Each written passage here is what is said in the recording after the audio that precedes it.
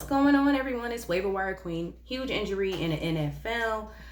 Los Angeles Rams running back Cam Akers tore his Achilles, and he is done for the season. I want to wish him a speedy recovery. This injury impacts the Los Angeles Rams because obviously they are trying to get back to compete for a Super Bowl. It's going to hurt their run game a bit. And if you are a fantasy football owner and you have Cam on your team, obviously it's July, so you're like, damn, that's huge. It's huge.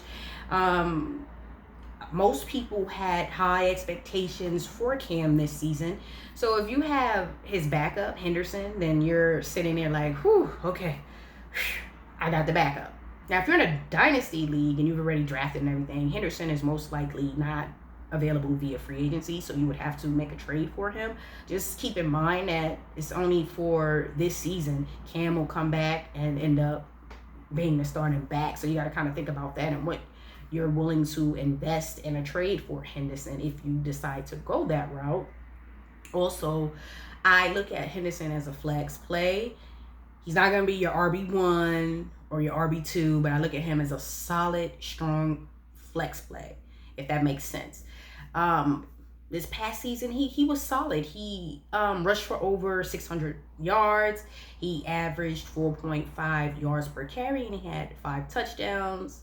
And Cam ended up, showing out and end up winning that job. But Henderson is still going to be solid. So if you have him, his stock is up.